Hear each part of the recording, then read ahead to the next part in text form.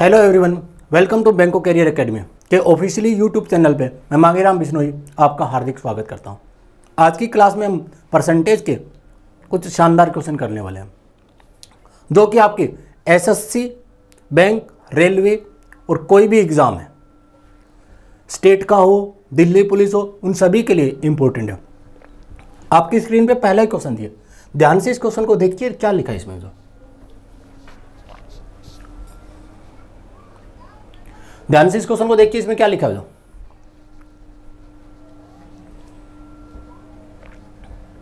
एक सर्वेक्षण में 40% घरों में 2 या 2 से अधिक सदस्य हैं। जिन घरों में एक सदस्य है उनमें से 20% घरों में केवल एक पुरुष है। तो उन घरों का प्रतिशत ज्ञात कीजिए जिनमें केवल कोई भी पुरुष नहीं है। अब जो कोई भी पुरुष नहीं है तो आपको क्या बताना है, जिसमें केवल एक महिला है। जिसमें आपके केवल एक महिला है, आपको वो बताना है। आप देखो जो हमारे पास क्या लिखा है, एक सर्वे में 40% घर ऐसे हैं जिसमें 2 या 2 से ज्यादा सदस्य हैं, तो बाकी 60% में केवल एक है। 60% में केवल एक है। इनमें से 20% में केवल मेल है। इसका 20% केवल मेल है। इनमें केवल मेल है तो बाकियों में केवल क्या फीमेल है। तो फीमेल कितना है, इसका 80%। तो 60 का 80 कितना था, 48। तो उन घरों में जिनमें कोई पुरुष नहीं यानी केवल फीमेल है तो वो कितना आंसर आएगा, 48%। बहुत ही सिंपल सा क्वेश्चन था। करो बता, मोस्ट इंपॉर्टेंट क्वेश्चन में से ये। ऐसे क्वेश्चन को भी हम वेन डायग्राम से बनाएंगे। ऐसे क्वेश्चन को हम वेन डायग्राम से कंप्लीट करेंगे।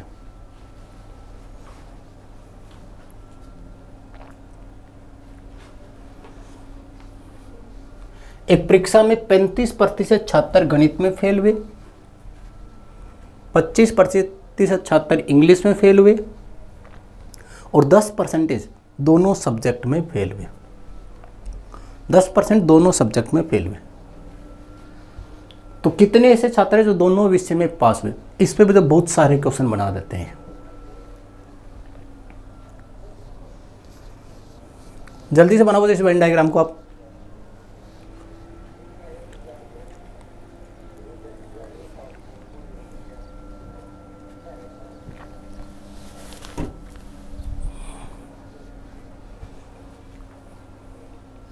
देखो जो ऐसे क्वेश्चन में जो आपको पहले कॉमन चीज दे रखी डायग्राम उसी से बनेगा। कॉमन में क्या दे रखा है, 10% दोनों में फेल है, तो आप पहले डायग्राम फेल पे बनाओगे। ये जो सर्कल बना रहे हैं हम फेल होने वाले बच्चों में बना रहे हैं। जब भी सर्कल का टोटल दिया वो सर्कल के बाहर लिखोगे। मैथ में फेल होने वाले, मैथ्स में फेल होने वाले कितने, 35%। मैथ में फेल होने वाले कितने, 35%। इंग्लिश में फेल होने वाले कितने हैं, 25%। दोनों विषय में फेल होने वाले कितने हैं, 10%। ये दोनों का कॉमन है। पहले कॉमन चीज फेल करेगा।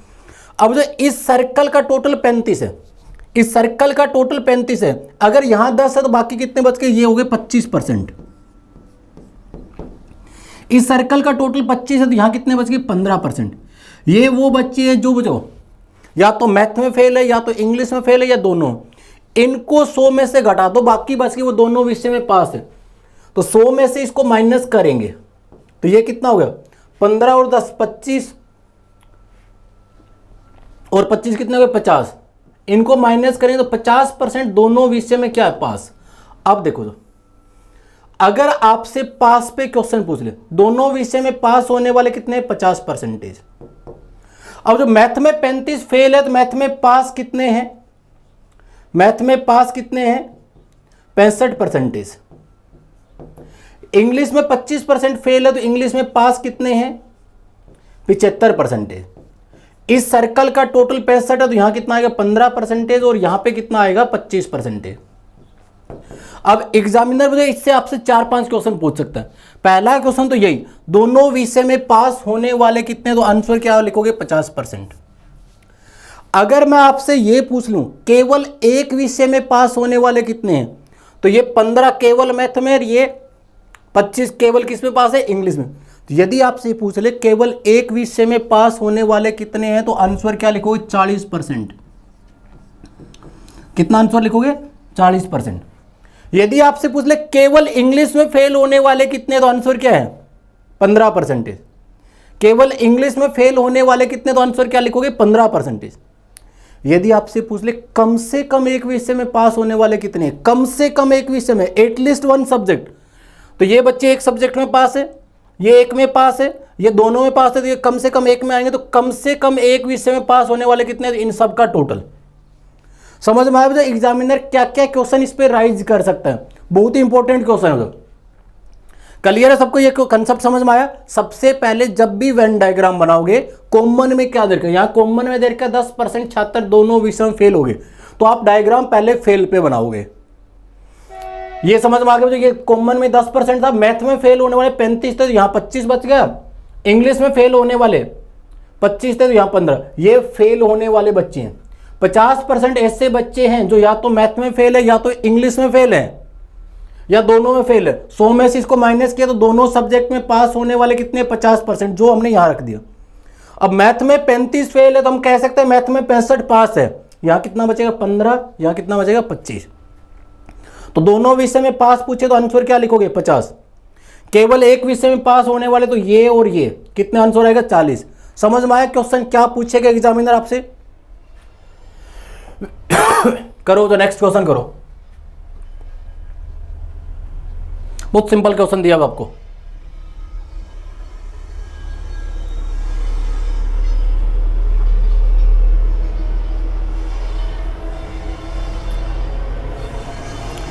श्रीमान गिरिधर अपनी आय का 50% घर के खर्चों पे खर्च कर देते हैं। अपनी आय का 50% घर के खर्चों पे खर्च कर देते हैं, बाकी का वह 50% यात्रा पे, 25% मनोरंजन पे, 10% खेलों पे, तो 900 रुपये की बचत करते हैं। श्रीमान की मासिक आय कितनी है, तो देखिए अगर हमने इसकी मासिक आय ली x, हमने इसकी मासिक आय क्या ली x, 50% इसने घर के खर्चों पे खर्च कर दिया। 50% होता है 1/2, 1/2 खर्च कर दिया, तो सेंस कितना बच गया, 1/2।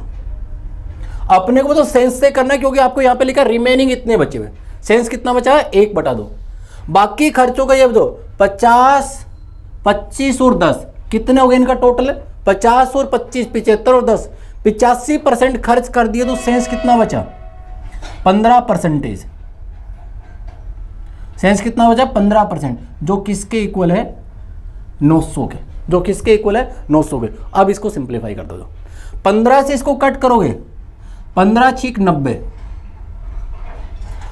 इधर डिवाइड में 200, तो वो मल्टीपल में हो जाएगा। इसको 200 से मल्टीपल करो तो आंसर क्या आ जाएगा, 12,000। आंसर क्या आ जाएगा, 12,000। तो श्रीमान गिरिधर की कुल आय कितनी, तो आंसर क्या लिखोगे, 12,000। ऐसे क्वेश्चन को जो एक्स लेके चलो बहुत सिंपल बनेगा। टोटल इनकम हमने एक्स ली, 50% खर्च कर दिया तो 50% बच गया। 50% होता है 1/2। सेंस का वो 85% खर्च कर रहा है, जो इन तीनों का टोटल देखो, 85% खर्च कर दिया तो रिमेनिंग कितना बच गया, 15%, जो किसके बराबर है, 900 के। तो टोटल इनकम क्या होगी, 12,000 रुपए। सेम क्वेश्चन सारे बच्चों का क्वेश्चन होना चाहिए।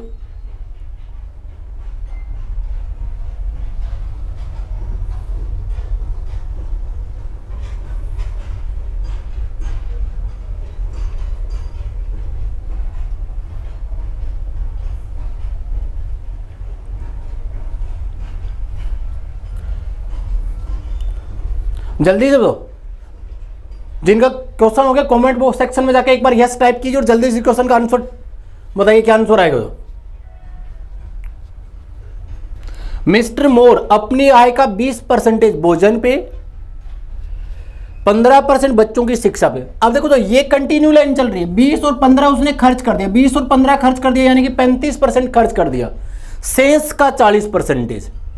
अब देखो तो एक्स का उसने 35% खर्च कर दिया, तो कितना बच गया, 65%। ये 35 कहां से है, 20 और 15। सेंस का वह 40 और 30 मनोरंजन और यात्रा पे खर्च करता है। 40 और 30 कितना हो गया? 40 और 30 70 खर्च कर दिया तो सेंस कितना बच गया? 30%, जो किसके इक्वल है? जो किसके इक्वल है? 8,775, जो किसके इक्वल है? 8,775। उसके मासिक आय निकालिए।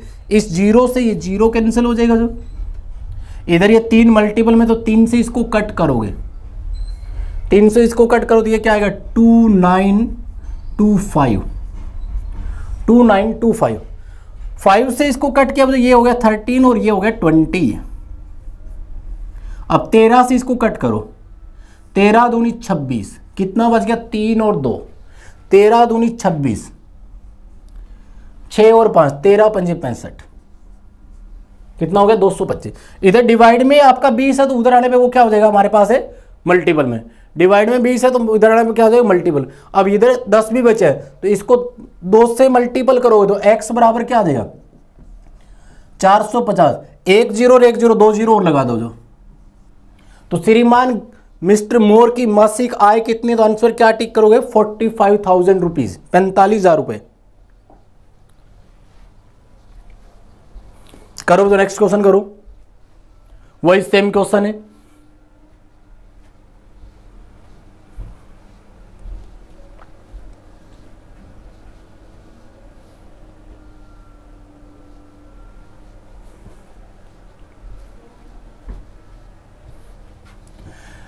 साठ छात्रों में से 40% केवल हिंदी बोलते हैं, 25% केवल इंग्लिश बोलते हैं, वह बाकी दोनों भाषाएं बोलते हैं, बाकी दोनों भाषाएं बोलते हैं। तो कितने छात्र जो इंग्लिश बोलते हैं? तो देखो 60 का 40%, 60 का 40%, 40% होता है जो 24 बच्चे जो केवल हिंदी बोल रहे हैं, केवल हिंदी। 60 का 25%, 25% होता है 1/4, 1/4 कितना होगा? 15। ये आपकी क्या है? Only English. तो जो 24 और 15 हो गया 39, तो शेष जो बच गए वो दोनों भाषा बोल रहे हैं, बोथ लैंग्वेज। तो बोथ लैंग्वेज वाले बोलने वाले कितने? 21। अब आपसे पूछा कितने छात्र जो इंग्लिश बोल सकते हैं, तो मुझे ये 15 बच्चे जो केवल इंग्लिश बोलते हैं, ये 21 दोनों भाषा बोलते, तो ये इंग्लिश तो बोलते ही होंगे ना। तो इंग्लिश बोलने वाले कुल कितने होंगे? 15 और 21। आंसर क्या लिख दोगे? 36। कितना आंसर हो जाएगा? 36। अभी जो मैंने आपको वेन डायग्राम से समझाया था, जल्दी से इस क्वेश्चन को कंप्लीट करो। जो आपका वेन डायग्राम था उसी से कंप्लीट करो इसको। तो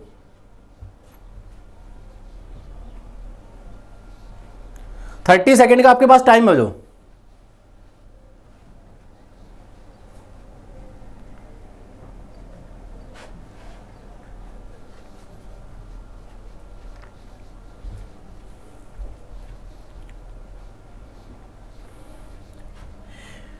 इन an examination 65% student pass in mathematics, 65% math में पास हो गए, 48 pass in physics and 30 pass in both. देखिए सबसे पहले आपको देखना है कॉमन में क्या दरकार है, 30% दोनों विषय में पास हुए। तो आपको डायग्राम पास पे बनाना है। डायग्राम किस पे बनाना है? पास पे बनाना है।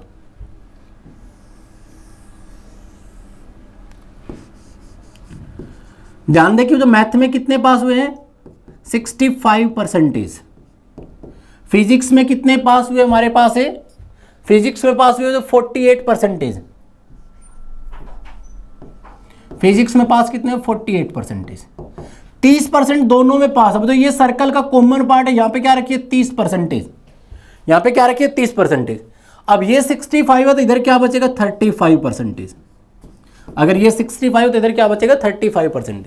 इस सर्कल का टोटल 48 है तो इधर क्या बचेगा? 18%।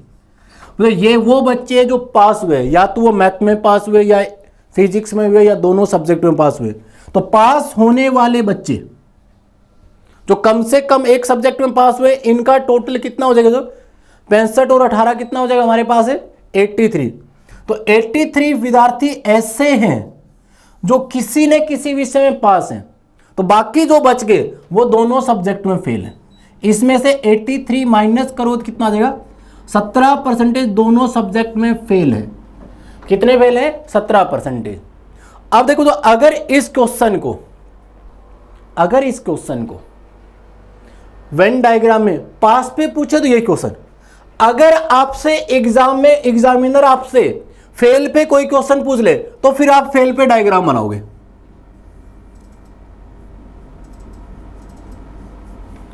दोनों विषय में फेल होने वाले कितने, 17%।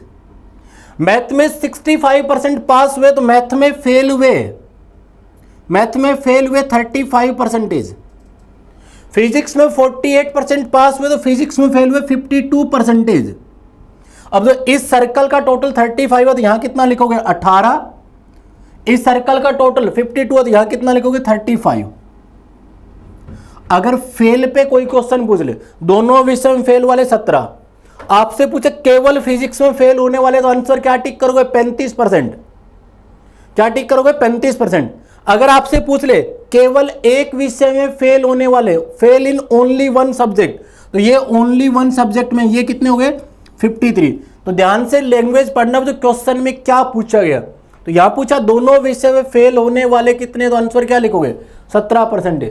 तो सारे बच्चों को वेन डायग्राम का कंसेप्ट समझ में आया, कैसे हम बना रहे हैं, क्या क्वेश्चन पूछ सकता है तू।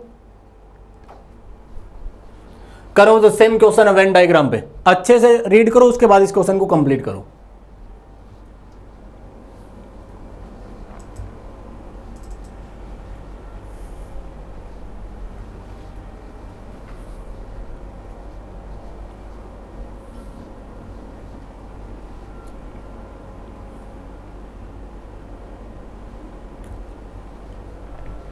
एक गांव में 60% परिवार है जिनके पास एक गाय है, 30% परिवार है जिनके पास भैंस है और 15% के पास दोनों है। यदि कुल 96 परिवार है तो कितने ऐसे परिवार है जिनके पास गाय और भैंस नहीं है। तो देखिए दो, जिनके पास गाय हैं वो कितने हैं, 60%। वो कितने हैं, 60%। जिनके पास भैंस है वो कितने हैं, 30%।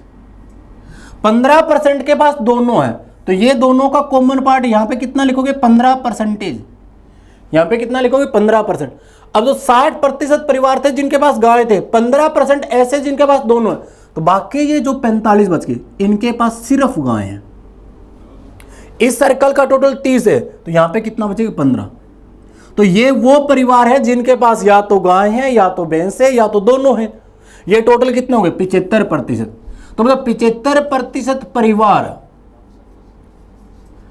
ऐसे हैं जिनके पास या तो गाय है या तो भैंस है या तो दोनों है। तो बाकी जो बच के उनके पास कुछ भी नहीं है। तो ऐसे परिवार जिनके पास कुछ भी नहीं है वो इसको माइनस कर दो, कितने हो गए, 25%। तो 25% परिवार के पास ना तो गाय है ना तो भैंस है। अब देखो इस क्वेश्चन में जो आंसर आपसे परसेंटेज में नहीं पूछा, एग्जैक्ट कुल परिवार कितने, 96, इसका 25% निकाल दो। 25% होता है 1/4। 1/4 कितना हो गया, 24। तो 24 ऐसे परिवार हैं जिनके पास गाय और भैंस में से कुछ भी नहीं है।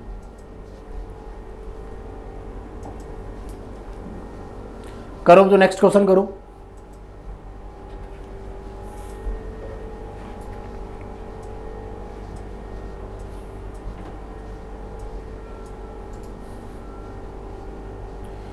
किसी व्यक्ति ने अपने वेतन को पहले 20% वृद्धि की, फिर उसमें 20% की कमी की, तो उसके वेतन में क्या परिवर्तन है। तो ऐसे क्वेश्चन हमने कल की क्लास में भी डिस्कस किए थे, पिछले क्लास में परसेंटेज में, आज दोबारा डिस्कस कर रहे हैं।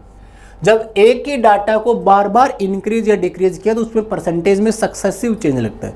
यदि आप फार्मूला यूज करोगे तो फार्मूला ये होता है, x + y और प्लस में xy/100।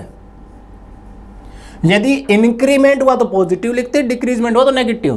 पहले 20% बढ़ी, +20, फिर 20% कम हुई, -20, प्लस के अंदर 20 गुणा में -20/100, ये +20 ये -20 कट जाएगा, 2 0 से 2 0, आंसर आया -4। यदि यह आंसर माइनस में है तो कमी होगी, प्लस में है तो इंक्रीमेंट होगी, तो उसकी क्या होगी 4% का कमी हुई है। बट हम एग्जाम में तो फार्मूला यूज नहीं करेंगे, फार्मूला कई बार कॉम्प्लिकेटेड हो जाएगा, कई बार 4 टर्म 3 टर्म दे देंगे, फार्मूले में 2 ही टर्म आती, इसको आप फ्रैक्शन से जाओगे। 20% होता है तो 2/10, पहले उसके आए 10 से 2 बढ़ गए 12, फिर ये 20%, ये भी 10 से 2 कम हो गए, तो इंक्रीमेंट हुआ तो जोड़ देंगे, डिक्रीजमेंट हुआ तो कम कर देंगे। इनकी मल्टीपल आरंभिक होती है, इनकी मल्टीपल बाद वाली होती है। इनकी मल्टीपल क्या होगी 100, 12 × 96। यदि पहले उसके आय 100 थी तो अब उसके आय 96, तो कितनी कमी होगी 4 की कमी होगी, किस पे 100 पे, तो कितना परसेंटेज चेंज हो गया, तो आंसर क्या आएगा, उसकी इनकम 4% घट जाती है, कमी हो जाती हैं। करो जो नेक्स्ट क्वेश्चन करो, बहुत अच्छा क्वेश्चन है।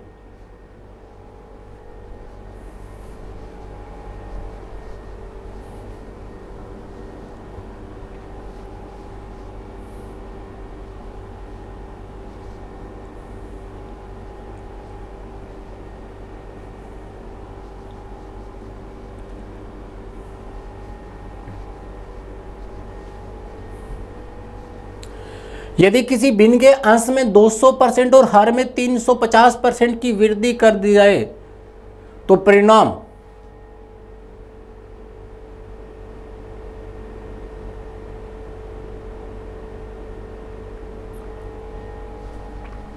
यदि किसी भिन्न के अंश में 200% की वृद्धि और हर में 350% की वृद्धि कर दी जाए तो परिणाम, तो यहां पे कुछ मिसिंग डाटा दे दिया, परिणाम आता है।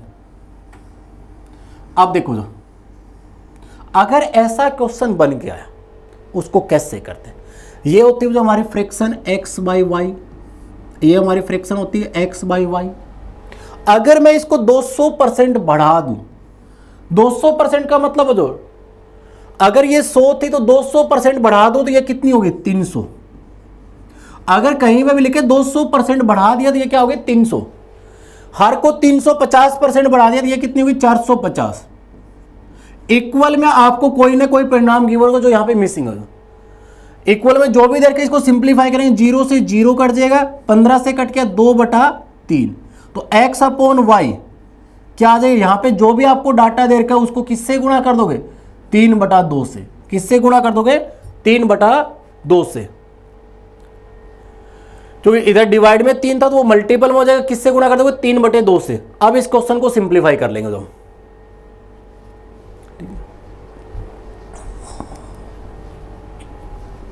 करो, तो नेक्स्ट क्वेश्चन करो।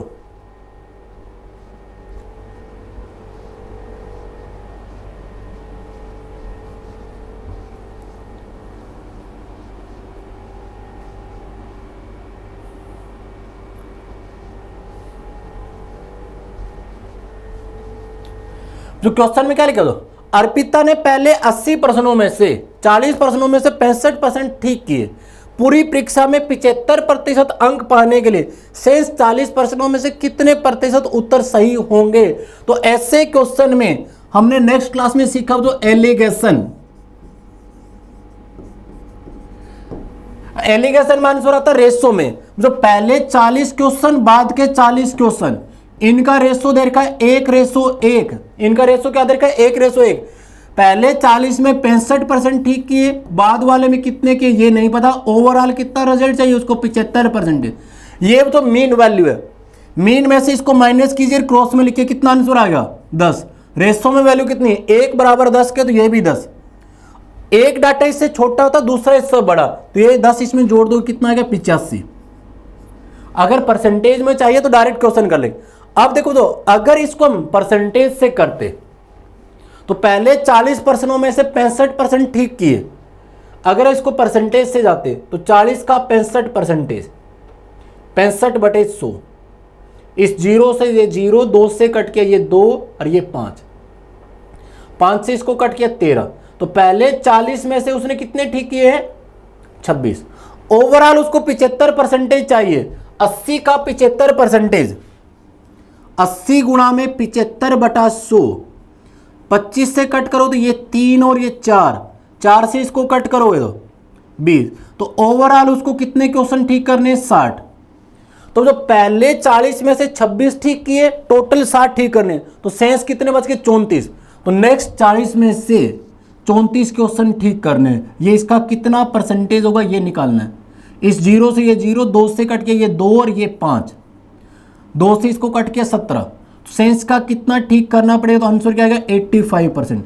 यदि आप एलिगेशन से जाओगे तो आपको कुछ भी कैलकुलेशन नहीं करनी, तुरंत इस क्वेश्चन को कंप्लीट कर दोगे आप। क्लियर है सबको?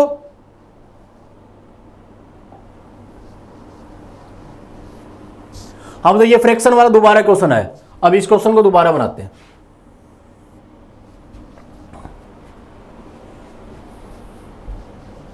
करो इस क्वेश्चन को, करो।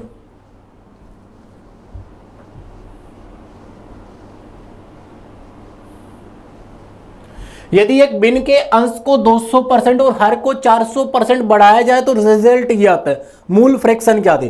तो मूल फ्रैक्शन है जो अपनी x/y, अगर आप इसको 200% बढ़ा दोगे तो ये हो जाएगी 300%। देखिए तो यहां पे दो लैंग्वेज होगी, 200% बढ़ाया जाता है तो 100 और 200 टोटल कितना होगा? 300। यदि लिखे 200% कर दिया जाए तब आप इसको लिखोगे 200%। हर को 400% बढ़ाया तो ये कितना हो गया? 500। इक्वल फ्रैक्शन क्या होगी? 1 सही 1/20। सिंप्लीफाई करो तो ये क्या आ गया? 21/20। इन 2 0 से 2 0, 3 से 21 को कट किया 7, 5 से 20 को कट किया 4, 7/4। तो x/y 7/4 क्या होता है? 1 सही 3/4। वो मूल फ्रैक्शन क्या? तो आंसर क्या आएगा? 1 सही 3/4। समझ में आया जो फ्रैक्शन वाले क्वेश्चन को कैसे करेंगे?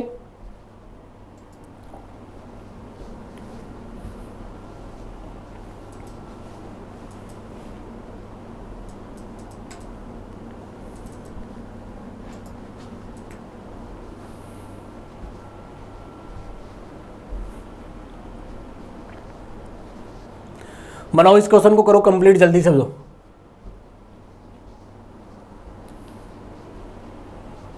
65 छात्रों और 4 शिक्षकों में की कक्षा में प्रत्येक छात्र को छात्रों की कुल संख्या का 20% और प्रत्येक शिक्षक को छात्रों की कुल संख्या का 40% स्वीट्स मिलते हैं। तो कुल स्वीट्स कितने? अब जो 65 छात्र हैं, कितने छात्र हैं? 65। प्रत्येक छात्र को छात्रों की संख्या का कुल संख्या का 20%, प्रत्येक छात्र को 65 का 20% मिठाई मिलती है। तो 20% होता है 1/5। 5 से कट के तो प्रत्येक छात्र को कितनी मिठाई मिलेगी? 13। 65 छात्र थे तो उनको कितनी मिठाई मिलेगी? 65 गुणा 13। प्लस में 4 शिक्षक है, एक शिक्षक को छात्रों की संख्या का 40%, 40% होता है 2/5। तो प्रत्येक शिक्षक को कितनी मिठाई मिलेगी? 26। तो कुल आपसे स्वीट्स पूछी गई, ये आपसे निकालना था। अब देखो तो 13 इन दोनों में से हमने कॉमन ले लिया, 13 इनमें से कॉमन ले लिया, तो यहाँ क्या बच गया? 65। 13 कॉमन ले लिया तो यहाँ पे बच गया 2, 2 की 4 से गुणा की 8, तो ये कितना होगा? 13 गुणा में 73। तो 13 तियो 39, 13 से 91 और 3 94। तो कुल स्वीट्स कितनी थी? तो आंसर क्या है? 949। कुल स्वीट्स कितनी थी? तो आंसर क्या लिखोगे? 949।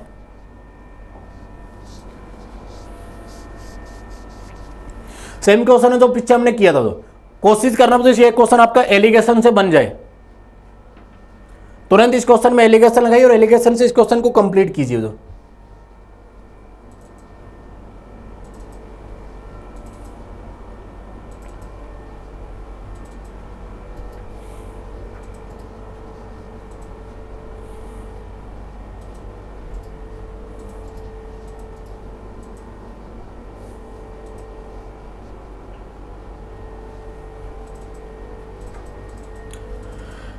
250 प्रश्नों वाली एक परीक्षा में जस्सी ने पहले 125 में से 40% उत्तर सही किए। संपूर्ण परीक्षा में 60% के लिए शेष 125 में से कितने ठीक करने? तो मतलब पहले 125 बाद के 125। सबसे पहले आप इनका रेशो बना लो। इनका रेशो क्या होगा? 1:1। कितना हो गया? 1:1।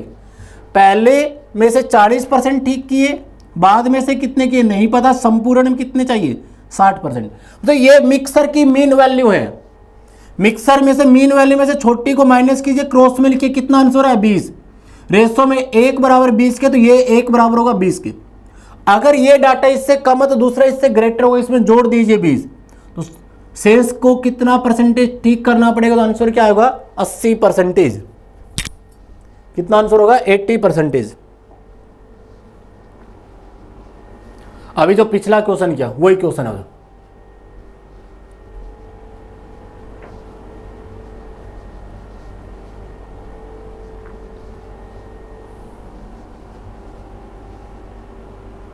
पैंतीस छात्रों और 6 अध्यापकों की कक्षा में से प्रत्येक छात्र को छात्रों की संख्या का 20 टॉफी और अध्यापक को छात्रों की संख्या का 40 टॉफी। अब जो 35 छात्र है इसका 20% 1/5, तो प्रत्येक छात्र को मिलेगी 7 टॉफी और शिक्षक को 40% होता है 2/5। 2/5 शिक्षक को मिलेगी 14 टॉफी। अब जो 35 छात्र थे, एक छात्र को कितनी टॉफियां मिल रही है? 7, प्लस में 6 शिक्षक थे, एक शिक्षक को कितनी टॉफियां मिल रही हैं? 14। 7 दोनों में से हमने कॉमन ले लिया, ये क्या बच गया? 35 प्लस में 7 कॉमन ले लो, यहाँ 2 बचे, दिया हो गया 12। तो बराबर क्या हो गया? 7 गुणा में 35 प्लस 12 क्या हो गया? 47। 7 की 7 से गुणा की 49, 28 और 4 32। तो कुल स्वीट्स कितनी थी? तो आंसर क्या लगेगा? 329। कितना आंसर आएगा? 329।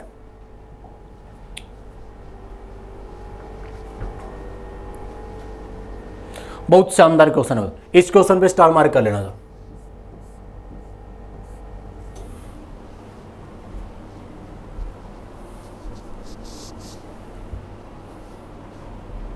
नमक और पानी के घोल में 5% नमक है। अगर 20 लीटर पानी वाष्पित हो जाता है, एब्रोवेटेड हो जाता है, तो नमक उसमें 15% बन जाएगी। जो ऐसे क्वेश्चन में एक चीज आपकी सेम रहेगी, दूसरी चीज चेंज होगी। जो 5% अगर आपका उसमें नमक है, साल्ट है, तो बाकी उसमें 95% आपका वाटर है। ये आपके लिए जो ओरिजिनल सॉल्यूशन था उसमें था। जो क्या रेशो बन गया इनका? 1:19। 1:19। 20 लीटर पानी वाष्पित होने पे साल्ट हो गया जो 15%, तो पानी कितना होगा? 85%। इनका रेशो क्या हो गया? 3:17। ये हो गया आपका वर्तमान में, वो आपका ओरिजिनल, ये आपके लिए क्या हो गया? वर्तमान में। अब देखो, तो अगर वाष्पित हुआ तो पानी हुआ, साल्ट तो उतना रहेगा। दोनों रेशो में साल्ट को सेम कर दो। यहां पे साल्ट 1 है, यहां पे साल्ट 3 है। सेम करने के लिए इसको हम क्या करें? 3 से मल्टीपल, इसको 1 से मल्टीपल, 3 से मल्टीपल क्या दिया? 3:57 और ये हो गया 3:17। अब जो वाटर की रेशो में कितना चेंज हुआ? 40 का, जबकि वाष्पित कितना हुआ? 20 लीटर। 40 बराबर 20 के, तो 1 की वैल्यू क्या आ जाएगी? 1/2। तो यहां रेशो का सम कितना? 60। 60 की वैल्यू क्या हो जाएगी? 30 लीटर। 60 की वैल्यू क्या आ जाएगी? 30 लीटर। तो शुरुआत के अंदर इसके अंदर कितना मिक्सर था? तो आंसर क्या? 30 लीटर। तो ये कंसेप्ट समझ में आया? जो